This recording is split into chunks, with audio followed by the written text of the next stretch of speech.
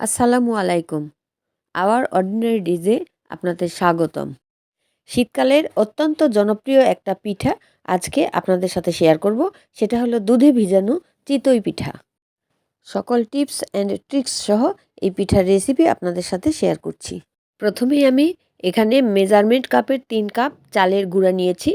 তার মধ্যে আমি হাফ চা চামচ লবণ দিয়েছি আর হাফ চা চামচ বেকিং পাউডার দিয়েছি। শুকনো অবস্থায় সব কিছু ভালোভাবে মিশিয়ে নিয়েছি। এখন এর মধ্যে আমি 3 কাপ কুসুম গরম পানি দিয়েছি। সব কিছু ভালোভাবে মিশিয়ে নিয়েছি। মিশিয়ে নেওয়ার পর আরও একটু পানি দিয়ে দিয়েছি। আরও 3 টেবিল চামচ আমি পানি দিয়ে দিয়েছি। তারপর ভালোভাবে ফেটে নিয়েছি। এই ফেটানোর কাজটা আপনারা চামচ দিয়েও করতে পারেন। অল্প সময় ফেটানোর পরে আমি এই মিশ্রণটি একটা ব্লেন্ডারের জগে নিয়েছি।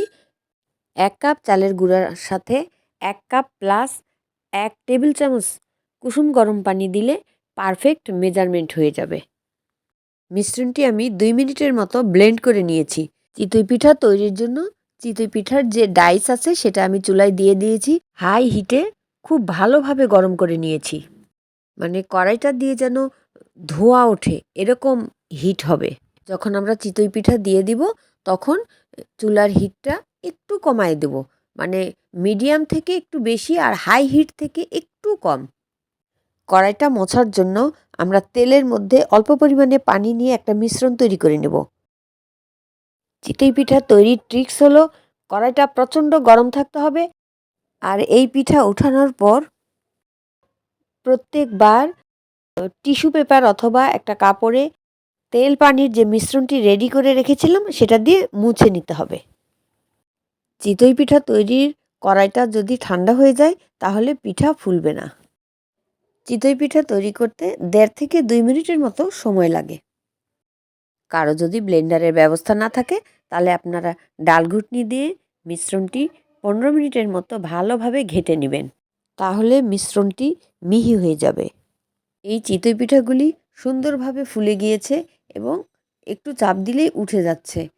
চিতই পিঠার পিছনে ক্রিস্পি ভাব হয়েছে এবং অসংখ্য ছিদ্রযুক্ত হয়েছে। এই পিঠাগুলো সুন্দরভাবে ফুলে উঠেছে।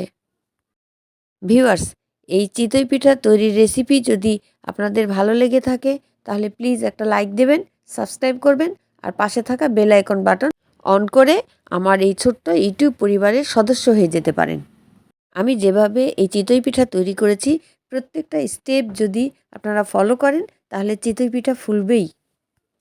এই টিপস অ্যান্ড ট্রিক্স ফলো করে আমি চিতই পিঠাগুলি তৈরি করে নিয়েছি। আমি সব চিতই পিঠা একইভাবে তৈরি করেছি। এখন এই চিতই পিঠাগুলো আমি দুধের মধ্যে ভিজিয়ে নেব।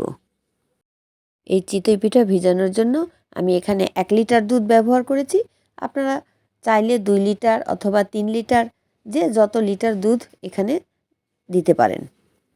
আমি মেজারমেন্ট কাপের 1.5 কাপ খেজুর গুড় নিয়েছি। এই গুড়ের মধ্যে অল্প পরিমাণে পানি দিয়েছি এবং গুড়টা জাল করে নিয়েছি। এদিকে একটা কড়াইয়ে আমি 1 লিটার দুধ জাল করে নিয়েছি। হালকা গরম দুধের মধ্যে আমি পিঠাগুলো সব দিয়ে দিয়েছি।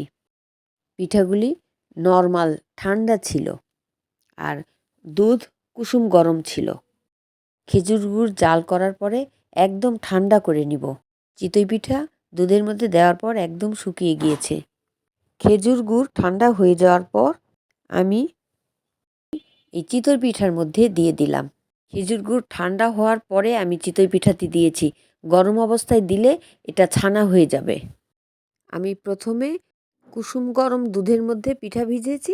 আপনারা চাইলে এখানে হালকা গরম গুড়ের মধ্যেও পিঠাটা প্রথমে ভিজাইতে পারেন।